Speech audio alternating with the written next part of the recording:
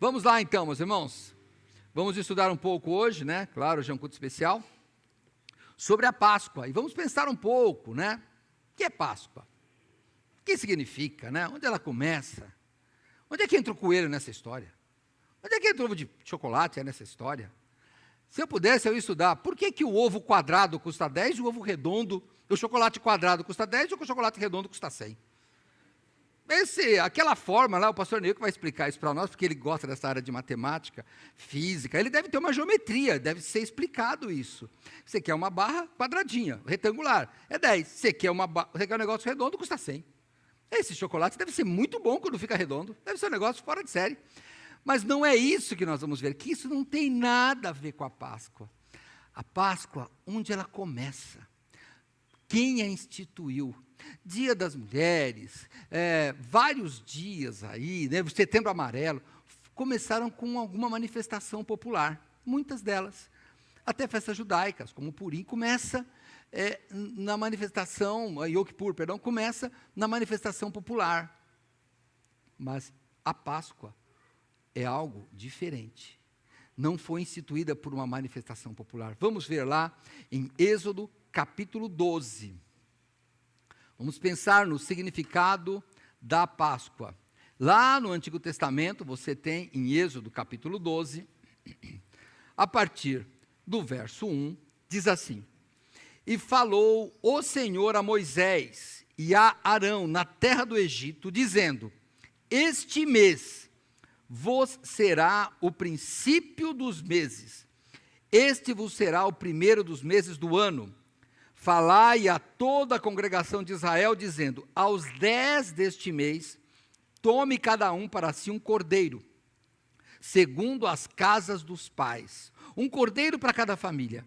Mas se a família for pequena, para um cordeiro, então tome um só com o seu vizinho perto da sua casa, conforme o número das almas, cada um conforme ao seu comer.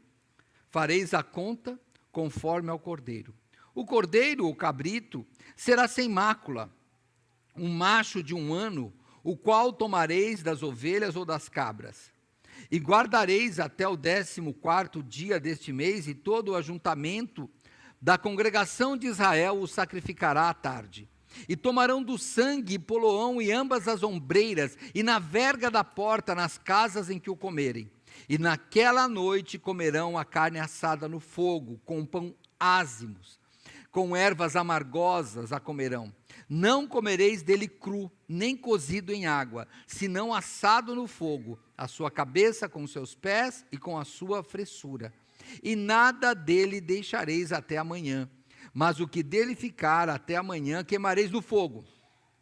Assim, pois, o comereis: os vossos lombos cingidos, os vossos sapatos nos pés, o vosso cajado na mão, e o comereis apressadamente. Esta é a Páscoa do Senhor.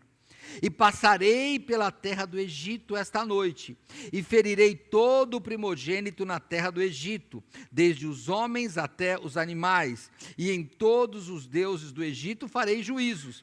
Eu sou o Senhor, e aquele sangue vos será por sinal. Nas casas em que estiverdes, vendo eu o sangue, passarei por cima de vós, e não haverá entre vós praga de mortandade, quando eu ferir a terra do Egito.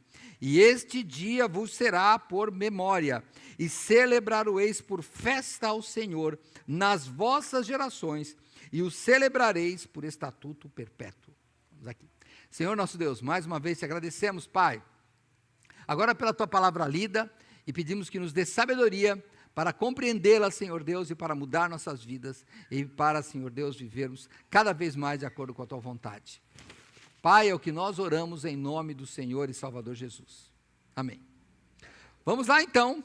Então, você já vê aqui que Deus, a Páscoa, ela vem logo desta palavra, porque no final do verso 11, quando diz, esta é a Páscoa do Senhor, no verso 12 já começa assim, e passarei pela terra do Egito. Então a Páscoa que comemoramos, ela começa com o povo de Israel sendo escravo no Egito.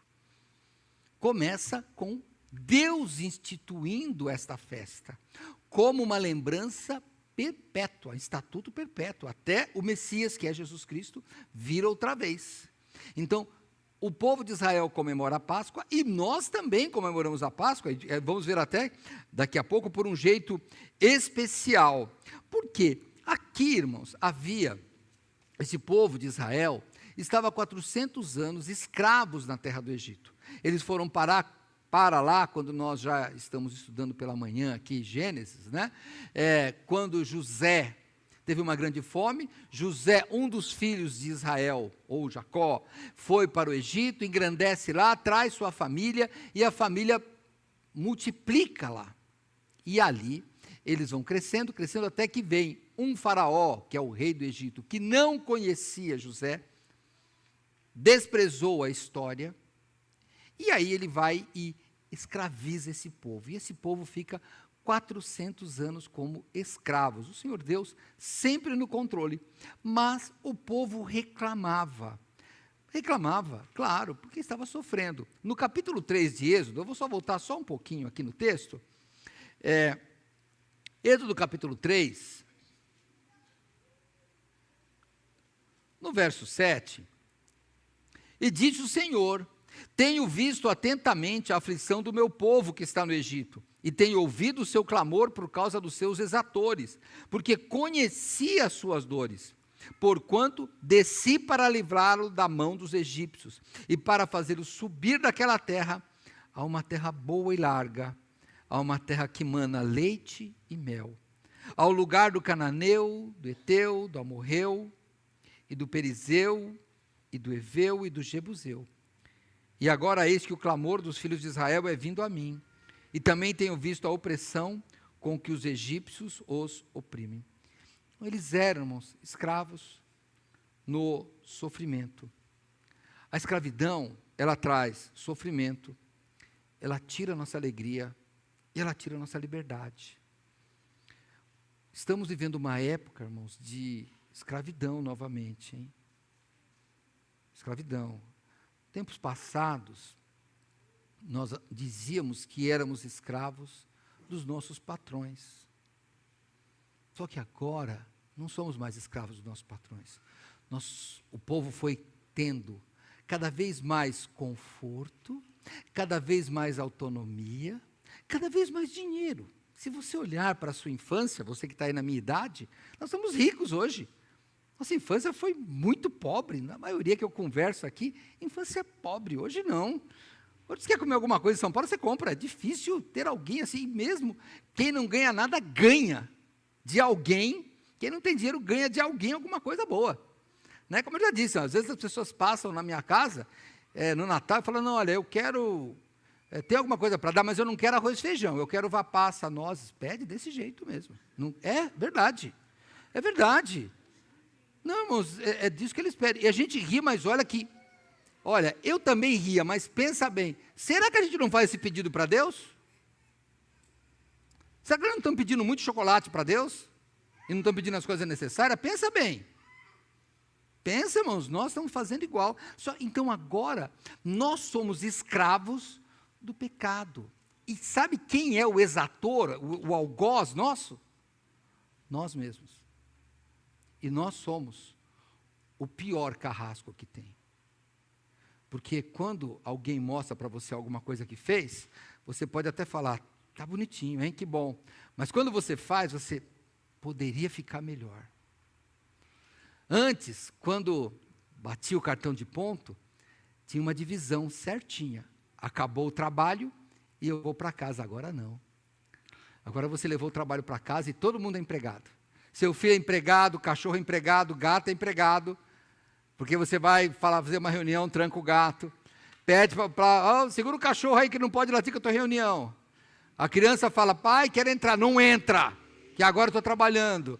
E agora todo mundo na tua casa é empregado. Nós somos escravos. Antes nós reclamávamos de que não tínhamos tempo para nós.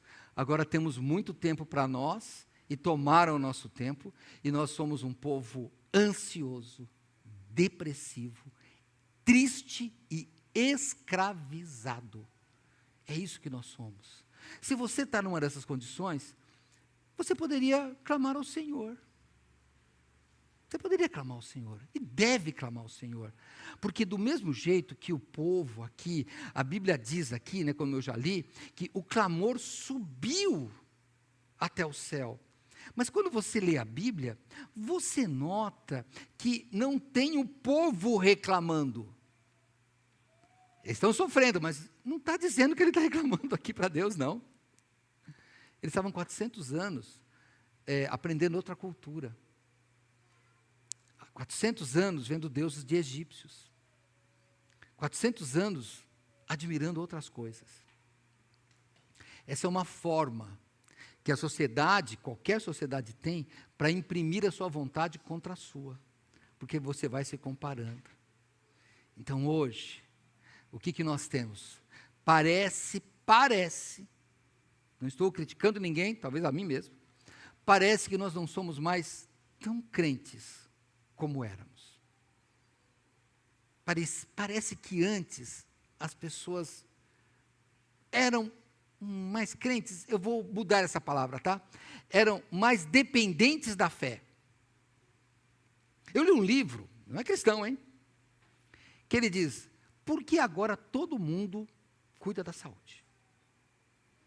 Agora você tem que fazer uma academia, você tem que fazer N exames. Você vai no médico, está com uma dor na orelha aqui, vai para o médico. Você quer uma tomografia, você quer uma ressonância, você quer saber alguma coisa, e fora os canais. Sabe por quê? E esse homem não é crente, hein? Olha o que ele escreve. Porque o ser humano, a sociedade ocidental, perdeu a visão transcendental. Sabe o que é isso? É que além deste mundo, nós agora, a saúde é a nossa deusa. Por quê? Porque a gente quer ficar neste mundo. Eu fui uma vez fazer uma palestra numa igreja. E tinha uma brincadeira, escreva seu sonho. E o senhor, membro da igreja, colocou, eu quero viver mais. Eu falei, puxa, está vendo? Quer ficar mais nesse mundo. No passado, as pessoas diziam, eu quero encontrar com Cristo. Não, isso não é mais sonho. Os sonhos eram isso aqui. Eu quero viajar, eu quero fazer isso, eu ainda quero. Sonhos que nos deixam deprimidos. Por quê, irmãos? Porque o apóstolo Paulo, falando da ressurreição, em 1 Coríntios 15, que eu não vou ler, mas você já sabe o texto, se você não sabe eu vou falar agora, mas você se lembra, olha, vamos lá, eu não gosto de falar em decor, hein? Mas é um texto relativamente fácil. Se esperamos em Cristo só nesta vida, somos os mais miseráveis de todos os homens. E o que está acontecendo? Endeusamos a saúde, endeusamos esta vida, esperamos em Cristo assim, só aqui, e temos uma vida miserável. Esperamos a Páscoa para ganhar um chocolate redondo, porque deve ser mais gostoso. Porque o quadrado já vi que é ruim, ninguém quer quadrado, quer o redondo. E olha, sabe o que eu vi esses dias? Olha, eu não vou nessa daí, não acredito, hein? Mas olha, pastor, o cara me falou, ele falou assim, olha, tem pessoas que são ováveis. Eu falei, que é isso? Falei, pessoas que ganham ovo de Páscoa é porque você é muito importante.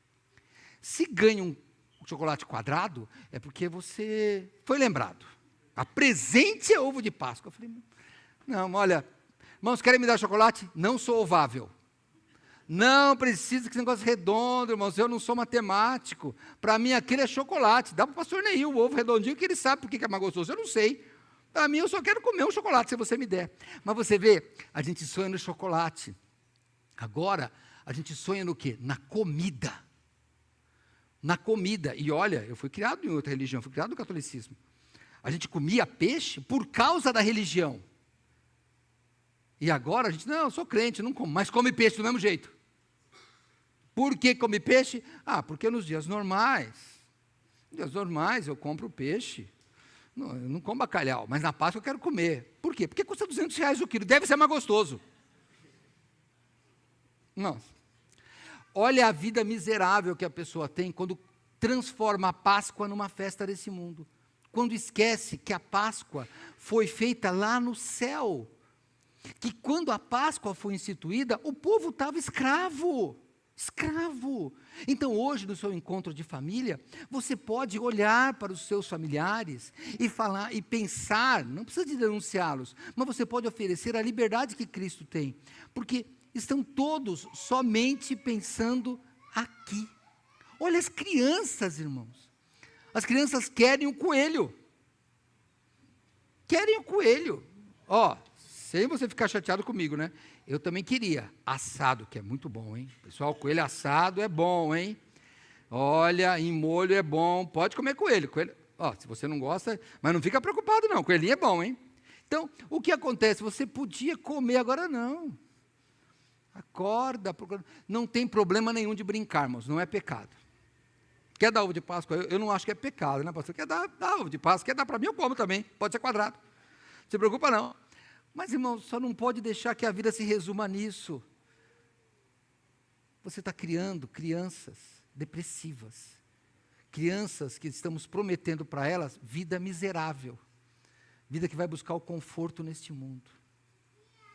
E daí, se a pessoa não tiver uma cabeça moral bem apropriada, ela pode ir até para o mundo do crime. Por quê? Ou da desonestidade, eu não vou exagerar do crime. Por quê? Porque como ela quer ter o bem desta vida miserável, ele usa métodos miseráveis para conseguir a vida miserável. O que a Bíblia diz? O justo viverá pela fé. O justo não vive uma vida miserável, porque ele sabe que o que importa é o que está além daqui. Irmãos, pastor, você quer viver mais? Irmãos, eu quero encontrar com Cristo, e eu quero que Ele venha quando estou vivo ainda, porque eu não quero morrer não, porque eu quero ter o prazer de subir lá com Ele aqui, ó, sem passar pela morte. É isso que eu quero, viver mais. Irmãos, viver mais é consequência. Olha, esses dias eu falei para os pais adolescentes, do ano passado, eu vou falar para vocês de novo.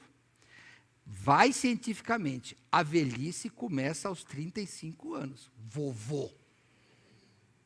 35, pastor Neil, 35, meia idade é 70, então meia idade é 35, 36, a ladeirazinha, pode soltar o freio, já está descendo, viu? Uns vai mais e nota que a ladeira que desce é maior do que a que sobe. E tem mais buraco, não foi pavimentada. Mas pensa assim, olha, não tem a vida miserável. Aquele povo reclamava, mas sabe de uma coisa? Eles queriam ter vida miserável. Quando Deus liberta aquele povo, sabe o que ele diz? Que saudade de melão. Melão? Melão é comida de céu? Não. Que saudade de pepino. Pepino é comida de céu? Tem gente que pepino é comida do inferno. Não gosta daquele negócio? Eu gosto, hein? Mas o que eles estavam querendo? Prazer deste mundo. Vida miserável. É isso que eles queriam. E como é que Deus falou? Falou assim, não, eu vou libertar vocês. E para libertar, Deus podia fazer algo maravilhoso, irmãos. Ele podia falar, a partir de agora, a nuvem vai baixar. E olha, está na novela, não é isso que a Bíblia diz, hein? Vai baixar uma nuvem. Os egípcios não vão enxergar vocês. Vocês vão sair numa boa e nunca mais ninguém vai te perseguir. Não foi assim. A ideia, irmãos, era mostrar para o povo que aquilo que eles estavam querendo era uma vida miserável. Eles tinham que fazer a Páscoa. E olha como é que era a Páscoa. Vamos lá? Capítulo 12, eu já li, mas eu vou ler de novo a partir do verso 3. Falai à congregação de Israel, dizendo, ao 10 deste mês, tome cada um para si um cordeiro segundo a casa dos pais, um cordeiro para cada família. E no verso 2 diz que seria o primeiro dos meses. Irmãos, era um novo ciclo, uma nova vida, um novo calendário. Essa que era a ideia, irmãos, um novo calendário. Eu queria que você parasse um segundo agora para um exercício. Você que já aceitou Cristo, lembra do dia? Não a data, do dia.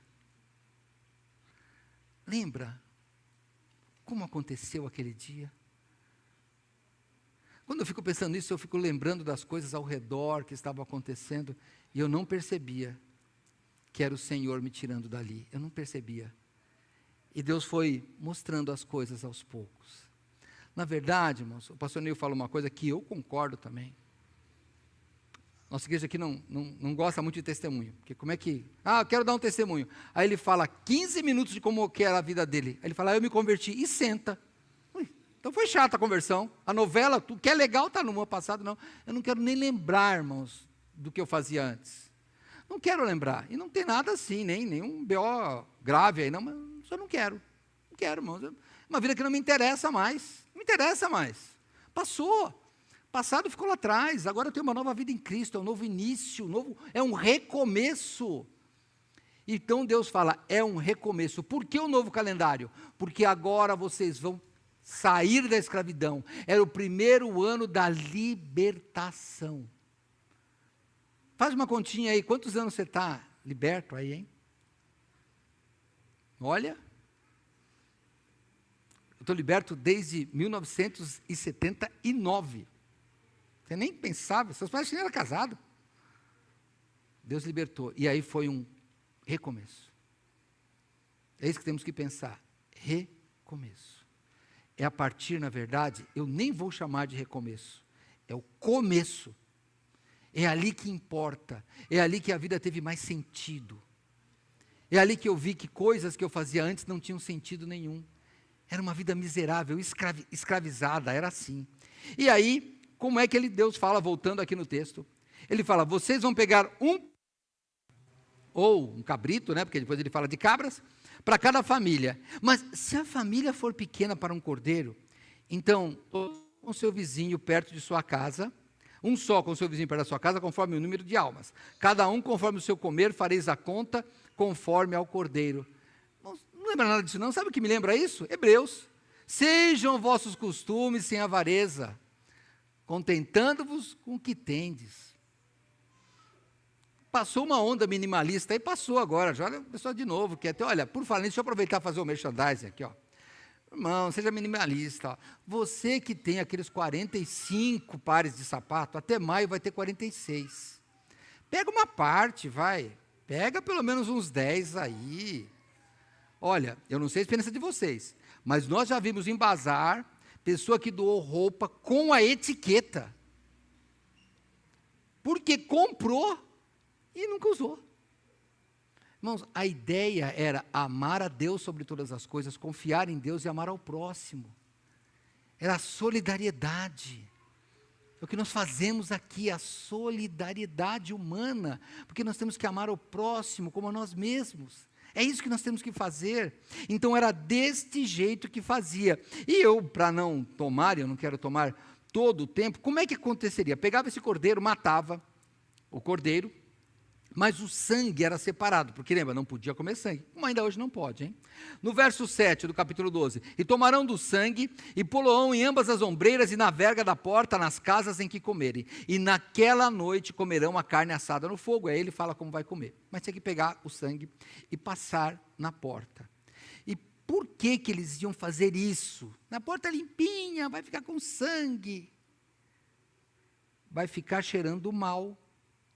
Não vai, porque o sangue, depois de um tempo, ia ficar mal, ia ficando cheirando mal.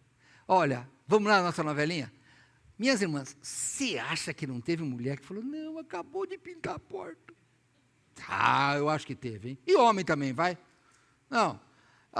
Deve ter aquele que falou, mas está limpinha a porta. Acho que até foi o homem. Pintei ontem. E agora vai passar sangue, vai ficar cheirando. Porque o sangue fede.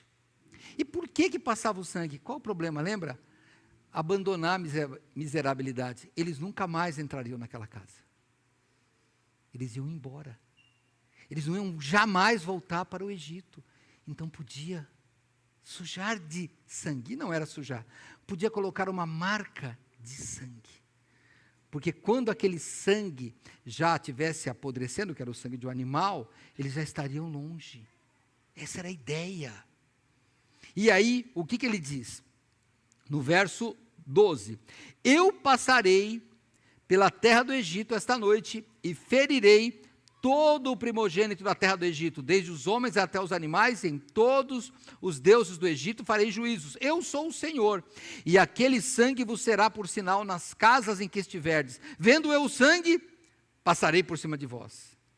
não haverá entre vós praga de mortandade quando eu ferir a terra do Egito. Irmãos, há 2.000 anos atrás, o Senhor Jesus fez isso conosco.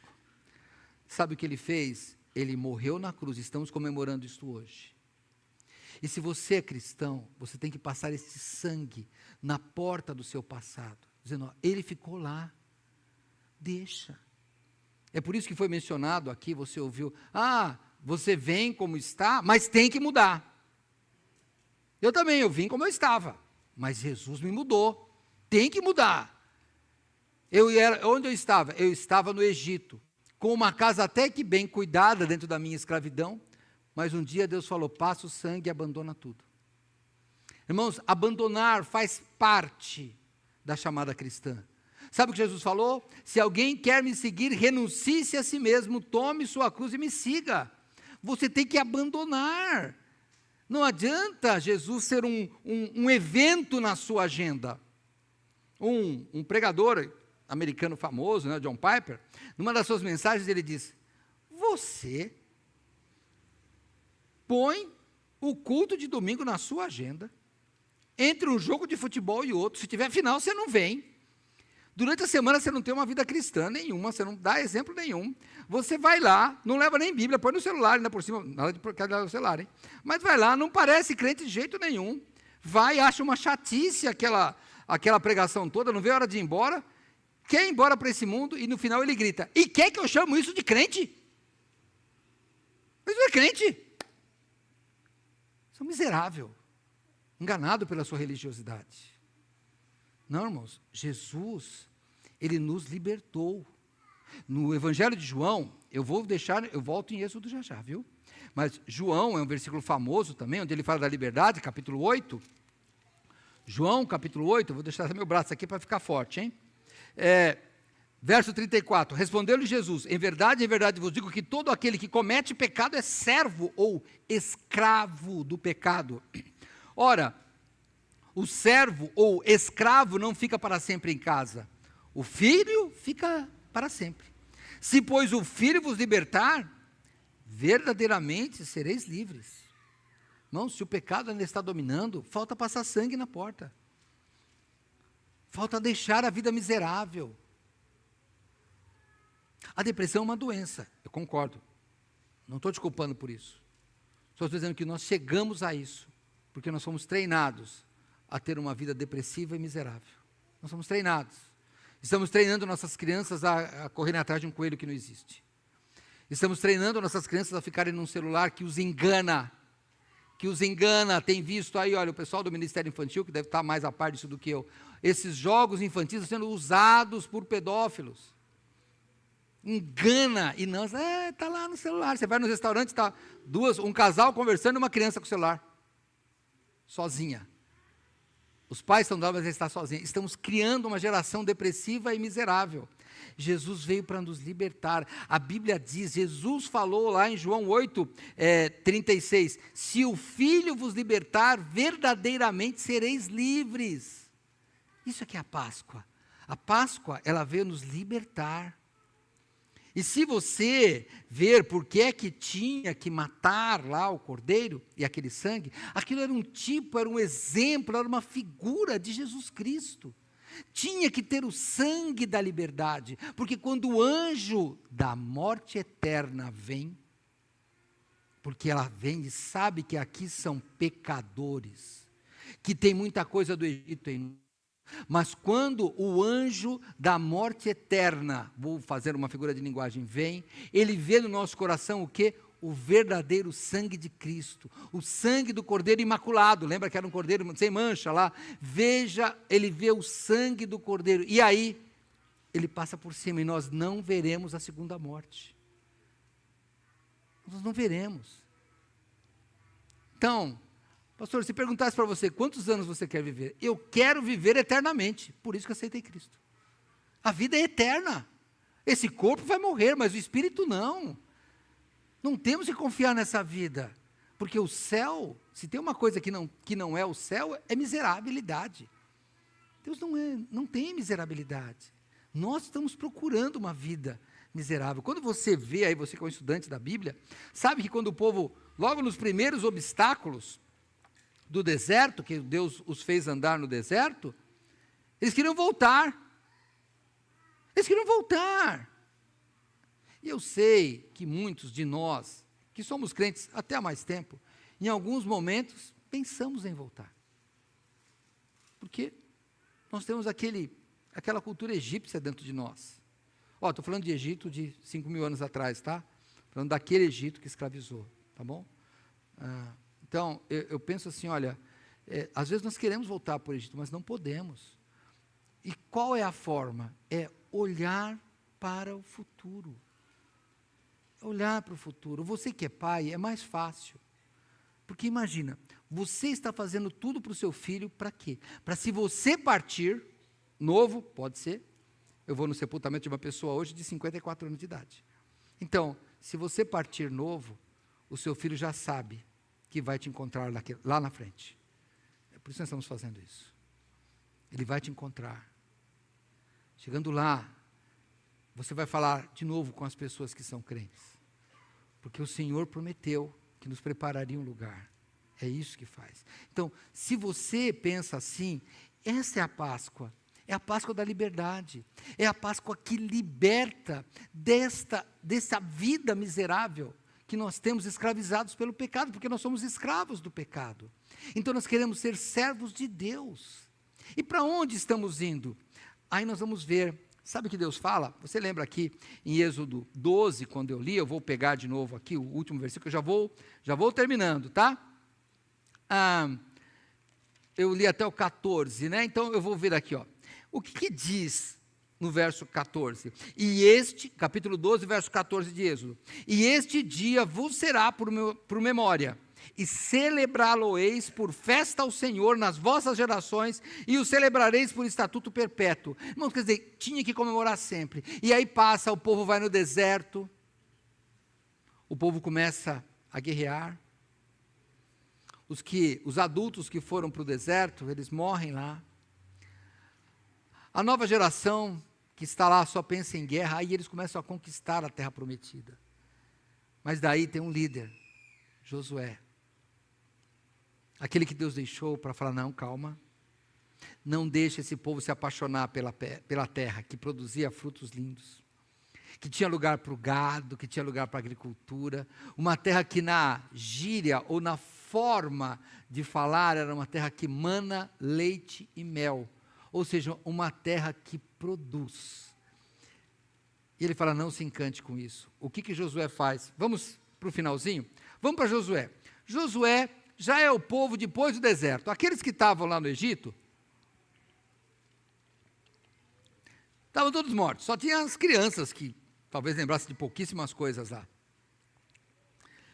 Eles já tinham passado. Lá em Josué capítulo 5, depois de Deuteronômio aí, tá? Você vê Josué guiando o povo na terra prometida. E no capítulo 5, Josué está se preparando para conquistar a terra. Conquista física, conquista deste mundo. E o que acontece? O que Josué se lembra? Capítulo 5 de Josué, verso 10. Estando, pois, os filhos de Israel, acampados em Gilgal, celebraram a Páscoa. No dia 14 do mês, à tarde, nas campinas de Jericó. Estatuto perpétuo. Josué estava lembrando, olha, nós não chegamos aqui por força nossa. Nossa vida não é boa por força nossa. Nós estamos aqui porque nós somos servos do Deus Altíssimo. E Ele nos fez algumas promessas. Josué circuncida os homens lá que não tinham sido circuncisos ainda e comemora a Páscoa. E a Bíblia diz no verso 11, e o outro dia depois da Páscoa, nesse mesmo dia, comeram do fruto da terra, pães ázimos e espigas tostadas. E cessou o maná no dia seguinte, depois que comeram do fruto da terra, e os filhos de Israel não tiveram mais maná. Porém, no mesmo ano comeram dos frutos da terra de Canaã. Eles chegaram lá. E séculos depois, o Senhor Jesus vem e diz: o maná não era o pão do céu. Agora vocês têm o pão do céu, que é o Senhor Jesus. Nós comemos nossa ceia. Comemos o quê? Pão. Lembrando que ele representa o pão vivo que desceu do céu. Eu quero que você se lembre, a alegria nossa está no transcendental, está em além deste mundo. Sabe o que tem a ver o coelho e o ovo de chocolate com a Páscoa? É que, se você pensar bem, é isso mesmo. É sempre a mentira, porque coelho não bota ovo e nem de chocolate. Por que essa confusão, pastor? Eu não consigo explicar. O que eu só consigo explicar é que isso é para nos deixar escravos da vida miserável. Nós estamos comemorando a Páscoa, irmãos. Sabe de uma coisa? Amanhã você ainda vai ter uns restos de chocolate aí por uma semana, você vai ficar comendo. Depois ele vai acabar. Eles vão acabar. Mas para onde que nós estamos indo? Vamos encerrar. Vou lá para João capítulo 14. E aí eu encerro. Evangelho de João, capítulo 14. Nós vamos ver para onde vamos com a nossa Páscoa. Verso 1. Jesus disse: não se turbe o vosso coração. Credes em Deus, credes também em mim. Na casa de meu pai há muitas moradas. Se não fosse assim, eu vou lhe teria dito: vou preparar-vos lugar. E quando eu for e vos preparar lugar, virei outra vez, e vos levarei para mim mesmo, para que onde eu estiver, estejais vós também. É essa a nossa Páscoa. A nossa Páscoa é a nova terra, a terra prometida. Nós tomamos ceia hoje, mas Jesus disse que nós vamos tomar de novo, nós vamos tomar com Ele lá na presença do Pai. E é por isso que nós estamos aí. A Páscoa sem Jesus Cristo, ela não tem nenhum sentido. A Páscoa sem ser o início da nova vida, ela não tem nenhum sentido. A Páscoa que não olha para o futuro, do lugar onde Jesus prometeu, é uma Páscoa miserável. Tenha uma Páscoa de fé, não tenha uma Páscoa miserável. E aí sim, posso te falar, Feliz Páscoa. Vamos orar. À noite, 18h30, nós ainda temos mais um culto com relação a esse tema. Mas ainda temos as crianças, daqui a pouco não encerrou o culto ainda, viu? Eu vou só orar agora. Senhor Deus, muito obrigado, eu te peço em nome do Senhor Jesus Cristo, a nossa Páscoa.